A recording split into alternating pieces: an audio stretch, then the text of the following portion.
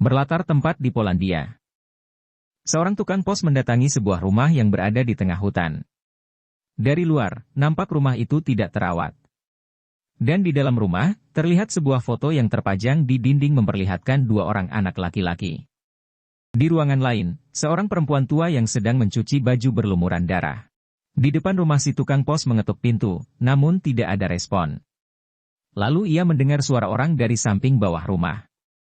Ia menghampiri sumber suara tersebut, dan mendapatkan lubang di samping rumah yang ditutupi oleh sebuah papan.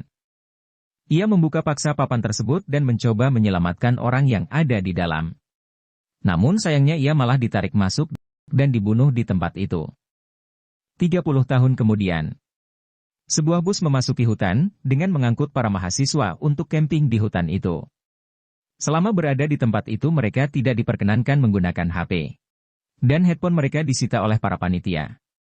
Kegiatan mereka pun berlanjut. Mereka akan dibagi menjadi beberapa kelompok. Masing-masing dari mereka diberi nomor yang telah diacak untuk menentukan kelompok mereka. Satu kelompok beranggotakan 5 orang.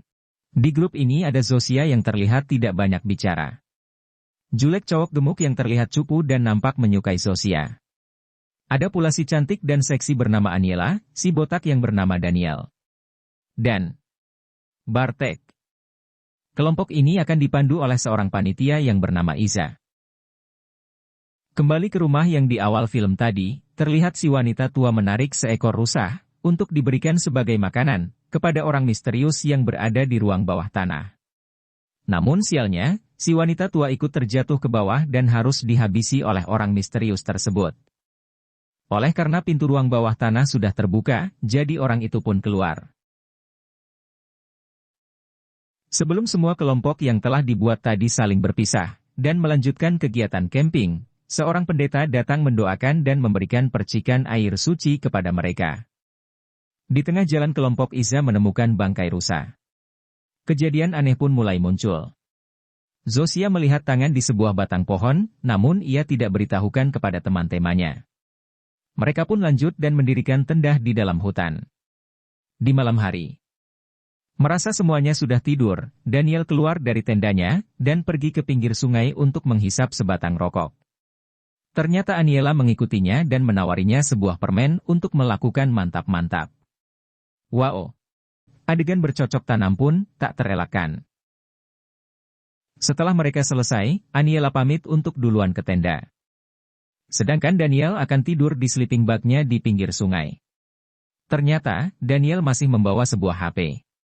Jadi ia memainkan gadgetnya dulu, sebelum tidur. Dari belakang seorang menghampirinya. Orang itu nampak tinggi dan besar.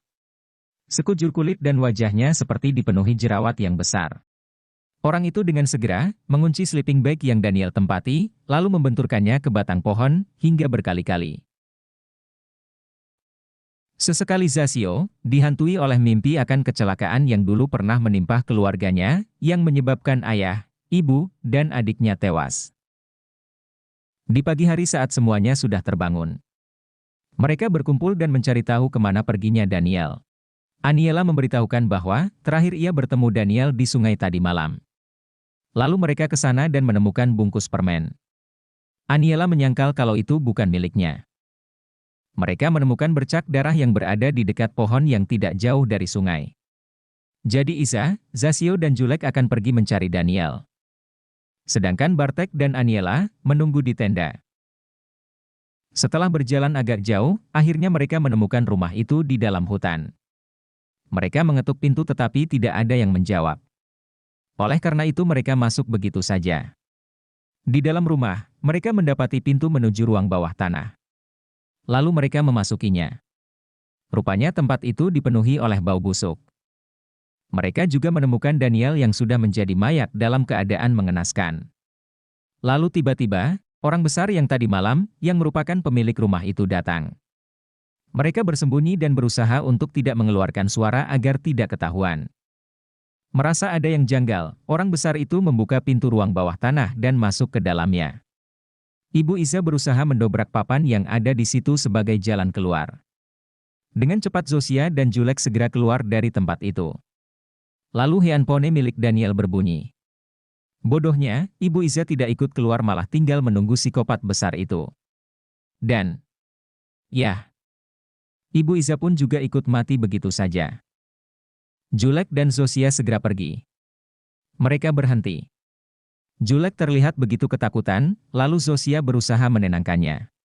Mereka menyusun rencana untuk kembali ke rumah psikopat tadi dan mengambil handphone yang ada di mayat Daniel untuk digunakan memanggil bantuan. Beralih ke Bartek dan Aniela yang sedang curhat satu sama lain di pinggir sungai. Dan di situ Bartek memberitahukan bahwa ia adalah seorang homo. Saat Bartek sedang asik curhat, ia menoleh ke Aniela. Ternyata psikopat yang lain lagi telah menusukkan sebuah ranting pohon dari belakang kepala Aniela hingga tembus di bagian mulut dan membuatnya mati saat itu juga. Bartek berlari meninggalkan tempat itu dengan ketakutan, hingga ia menemukan sebuah gereja yang berada di dalam hutan itu. Di dalam ia menemukan pendeta tadi. Lalu tiba-tiba pendeta memukul kepala yang membuatnya tidak sadarkan diri. Setelah terbangun Bartek sudah dalam keadaan terikat. Si pendeta mendengar sesuatu dari luar. Ia keluar untuk mencari tahu. Tetapi psikopat yang tadi muncul lagi. Ia mengangkat si pendeta, menekan matanya dengan kedua jempol, dan memasukkannya ke dalam mesin pemotongan kayu. Di dalam gereja, Bartek berhasil melepaskan ikatannya dan bersembunyi di sebuah lemari. Tetapi sialnya psikopat malah menemukannya. Berlanjut ke Zosia dan Julek, yang menemukan sebuah gubuk di dalam hutan itu. Mereka mengetuk pintu. Lalu seorang laki-laki tua membukakan pintu dan mengajak mereka masuk. Orang tua itu menceritakan awal dari peristiwa ini. Diawali dari sebuah keluarga yang terdiri dari seorang ibu dan kedua anak lakinya yang masih kecil. Mereka hidup damai di dalam hutan itu. Hingga suatu ketika, di langit, terlihat sesuatu meledak. Dan serpihan dari ledakan itu masuk ke dalam hutan. Kedua bocah itu mendatangi tempat jatuhnya serpihan dari ledakan tadi. Mereka mendapati sesuatu yang mirip batu, lalu mereka membawanya pulang ke rumah, dan menaruhnya di bawah tempat tidur. Hal itu tidak diketahui oleh ibu mereka. Hingga suatu malam, saat kedua bocah itu tertidur, sesuatu keluar dari batu itu dan memasuki tubuh kedua bocah itu. Di pagi hari, saat ibunya terbangun, ia pergi ke kamar anaknya dan hanya menemukan bercak darah anjing yang menuju ke ruang bawah tanah. Ia mendapati kedua anaknya yang sedang memakan anjing mereka dan mencoba menyerang ibunya. Ibunya kemudian mengurung mereka di ruang bawah tanah itu.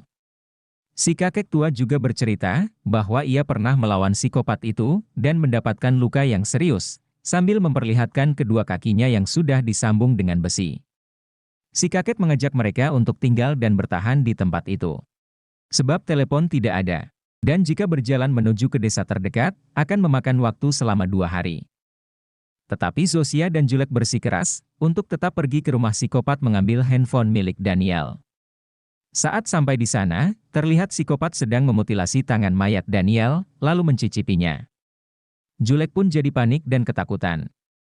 Zosia kembali menyadarkannya. Ia mengatakan kalau mereka berdua akan selamat dan keluar dari tempat itu. Julek pun mulai tenang. Ditambah lagi dengan sebuah ciuman dari Zosia yang membuatnya begitu bersemangat. Dari depan rumah, Julek teriak-teriak sambil mengetuk pintu rumah dengan brutal. Merasa sudah aman, Zosia masuk ke dalam dan segera mengambil handphone di dalam saku celana mayat Daniel. Tetapi ternyata, psikopat tidak pergi, ia kembali dan mencekik Zosia. Dari belakang Julek datang dan menusuk pinggang si psikopat. Sebuah tamparan yang membuat Zosia pingsan. Psikopat mencabut pisau itu dan menusukkannya kembali ke perut Julek, lalu menggigit dan menarik lidahnya keluar. Kembali lagi Zosia bermimpi akan masa lalunya. Ia melihat ayahnya keluar dari mobil dengan keadaan terbakar, lalu tewas. Ia tersadar dengan kaki yang sudah terikat. Dan psikopat sudah tidak ada lagi. Ia mengambil handphone tadi. Terlihat baterai yang hanya tinggal sedikit. HP itu dipasangi pula kunci layar. Oleh karena itu, ia mengambil potongan tangan Daniel, menggunakan jari potongan tangan itu untuk membuka kunci layar. Saat kunci terbuka, HP langsung mati akibat kehabisan baterai. Zosia melihat Julek, yang berada di sampingnya serta pisau yang masih menancap di perutnya. Julek berusaha untuk mengatakan sesuatu. Tetapi dalam keadaan lidah yang sudah terputus, membuatnya kesulitan.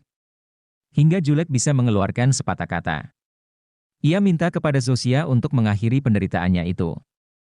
Tak tega melihat Julek terus kesakitan, terpaksa Zosia membantunya. Di atas rumah, terlihat psikopat tadi sedang membersihkan lukanya lalu tertidur. Sedangkan psikopat yang satunya lagi pergi keluar. Kembali lagi ke Zosia yang berusaha membuka gembok rantai di kakinya itu dengan menggunakan sebuah pisau. Saat ia akan keluar dari tempat itu, ia berbalik dan memandang mayat Julek. Rasa balas dendam pun mulai muncul di pikirannya. Ia mengambil pisau besar yang ada di situ, yang biasa digunakan psikopat untuk memutilasi korbannya. Selanjutnya ia naik ke lantai atas, dan menusuk psikopat yang sedang tertidur hingga berkali-kali. Berpindah ke rumah si kakek tadi. Dari luar seorang akan membuka pintunya. Oleh karena itu si kakek menembaknya.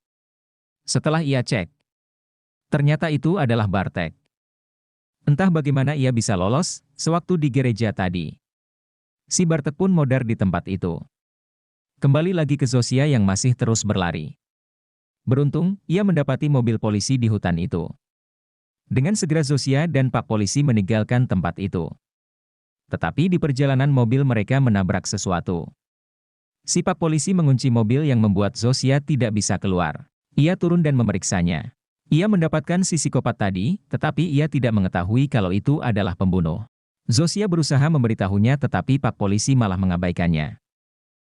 Dan ya, Pak Polisi itu pun juga harus modar. Dengan segera Zosia berusaha pindah ke bangku depan mobil.